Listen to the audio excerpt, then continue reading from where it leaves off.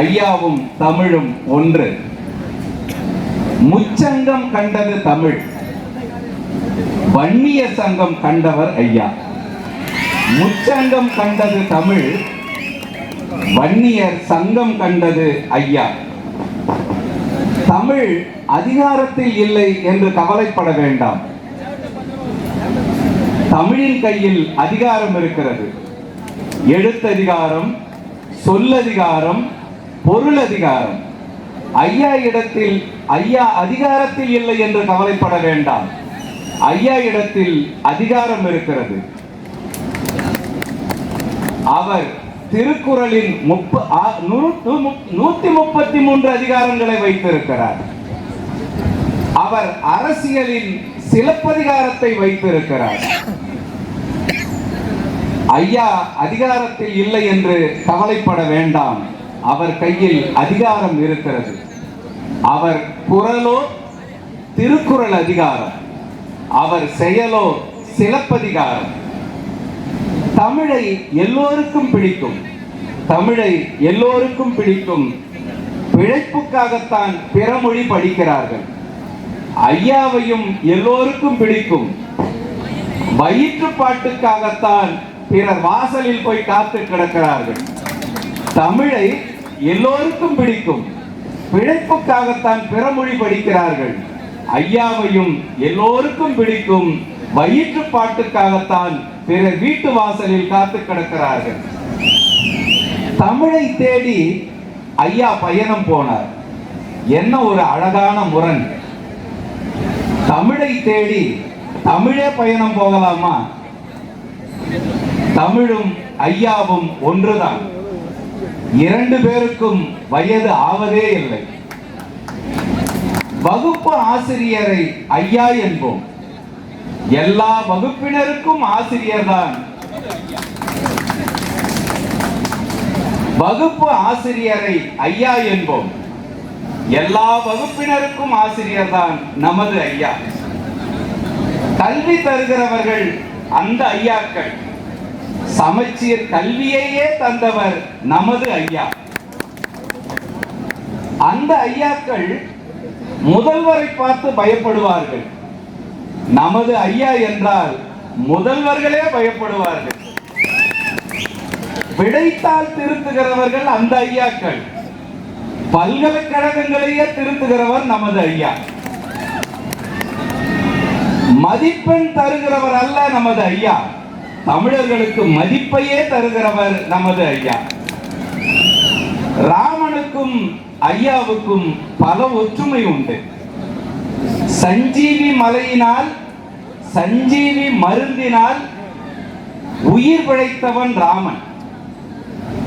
சஞ்சீவியாலேயே உயிர் தந்தவர், உயிர் பெற்றவர் நமது ஐயா. வாக்காளர்களும் கைகேயிகளும் ஒன்றுதான். இன்றைக்கும் அவர்கள் கூனியைத்தான் நம்புகிறார்கள், ராமன்களை காட்டுக்கு அனுப்புகிறார்கள்.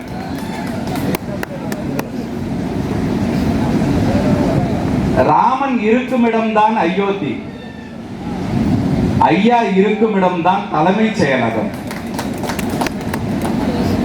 ராமனின் பாதுகை 14 வருடம் ஆட்சி புரிந்தது. இன்றைக்கும் ஐயாவின் அறிக்கை தான் தமிழ்நாட்டையே ஆட்சி புரிகிறது. ஐயாவும் இலங்கை செல்ல ராமேஸ்வரம் போயிருந்தார்.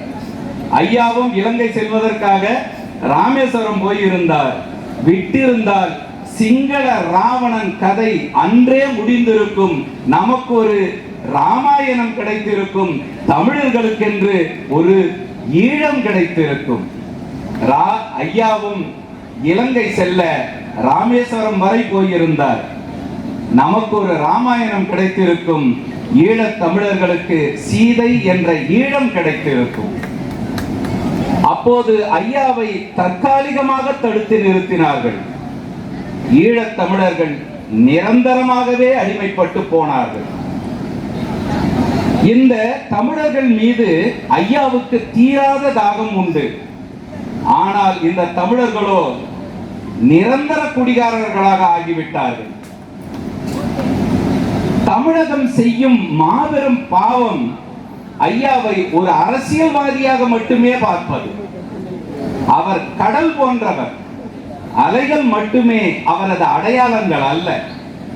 அவரிடத்தில் புயலும் உண்டு, அவரிடத்தில் மேகங்களும் உண்டு. ஆழ் மனதில் முத்துக்கள் தோன்றும், அடி வயிற்றில் எரிமலைகள் குமுறும். அவர் ஏர் பிடிக்கும் போது இளையான்குடி நாயனார், அவர் ஏர் பிடிக்கும் போது இளையான்குடி நாயனார், அவர் பேசும்போது நாவுக்கரசர், அவர் பேசும்போது நாவுக்கரசர். இல்லறம் நடத்துவதில் அப்போது அடிகள். களத்திற்கு வந்துவிட்டால் கண்ணப்ப நாயனார், போர் களத்துக்கு வந்துவிட்டால் கண்ணப்ப நாயனார். பிடிவாதம் பிடிப்பதில் இவர் வன்தொண்டர், பிடிவாதம் பிடிப்பதில் இவர் வன்தொண்டர். விட்டு கொடுப்பதிலோ இவர் மெய்ப்பொருள் நாயனார், விட்டு கொடுப்பதிலோ இவர் மெய்ப்பொருள் நாயனார். ஐயா என்றால் தலைவன் ஆகும். ஐயா நமது குடும்பத்தின் தலைவன், ஐயா இந்த நாட்டுக்கு தலைவன், ஐயா பாட்டாளி மக்கள் படையின் தலைவன். அவர் நிலம் போன்றவர், அவர் நிலம் போன்றவர். அரசியலில் உயர்ந்து நிற்கிற, அரசியலில் உயர்ந்து நிற்கிற குறிஞ்சி நிலம் போன்றவர். அவரிடத்தில் தோன்றிய ஆறுகள் தான் இத்தனை கட்சிகளாக பரிணமித்து இருக்கிறது, இத்தனை இயக்கங்களாக பரிணமித்து இருக்கிறது. அது வண்டியர் சங்கம். எத்தனையோ ஆறுகளை அவர் உற்பத்தி செய்து கொண்டே இருக்கிறார். அவர் ஒரு குறிஞ்சி நிலம். சுற்றுச்சூழல் காப்பதில் அவர் ஒரு முல்லை நிலம், சுற்றுச்சூழல் காப்பதில் அவர் முல்லை நிலம். தமிழர் உரிமையை, சமூக நீதியை விளைவிக்க செய்வதில் அவர் மருத நிலம். கருத்து வளங்கள் கொண்ட ஆழமான நெய்தல் நிலம். இந்த நானிலம் வாழ்க, நானிலம் போற்ற வாழ்க. இந்த உயிர்களுக்கெல்லாம் பொதுவான இந்த பூமி வாழ்க, இந்த பூமி உள்ளவரை ஐயாவின் புகழ் வாழ்க என்று சொல்லி இந்த அரிய பெரிய வாய்ப்பை அளித்தமைக்காக உங்களுக்கு நெஞ்சார்ந்த வணக்கத்தையும் நன்றியையும் தெரிவித்துக் கொண்டு, அம்மா அவர்களையும் ஐயா அவர்களையும் மீண்டும் ஒரு முறை வணங்கி, எதிரே ஐயா அவர்கள் மணி ஐயா இருக்கிறார், சிவபிரகாசம் ஐயா இருக்கிறார், இப்படி ஏராளமான ஐயாவின் படை தளபதிகள் இருக்கிறார்கள். எங்களுக்கெல்லாம் முன்னத்தி ஏறாக கவிஞர் ஜெயபாஸ்கரன் அண்ணன் இருக்கிறார். உடன் இருக்கிற பாணர் கூட்டம் போல கவிஞர்கள் செஞ்சி தமிழியன் இயற்கை எல்லாம் இருக்கிறார். எல்லோருக்கும் எனது மனமார்ந்த வணக்கத்தையும் நன்றியையும் தெரிவித்துக் கொண்டு, மீண்டும் எனது தம்பிகளுக்கு, ஐயாவின் அன்பு மணிகளுக்கு, ஐயாவின் அன்பு மணிகளுக்கு, வள்ளுவன் மக்கட்பேறு என்ற அதிகாரத்துக்கு அடுத்ததாக அன்புடைமை என்கிற அதிகாரத்தை எழுதியிருக்கிறார். ஐயாவை பற்றி அப்பவே தெரிந்திருக்கிறது வள்ளுவனுக்கு. மக்கட்பேறு என்ற அதிகாரத்திற்கு அடுத்ததாக அன்புடைமை என்ற அதிகாரத்தை எழுதியிருக்கிறான். நாங்கள் அன்பையே உடைமையாக வைத்திருக்கிறான். சின்ன ஐயா அன்புமணி ஐயாவுக்கு இந்த நேரத்தில் வணக்கத்தை சொல்லி, மக்கட்பேறு என்றால் அது அன்புதான். எனவே இங்கே இருக்கிறவர்களும் அன்புதான். எல்லா அன்பு மணிகளுக்கும் எனது நெஞ்சார்ந்த வணக்கத்தை தெரிவித்துக் கொண்டு விடைபெறுகிறேன். நன்றி, வணக்கம்.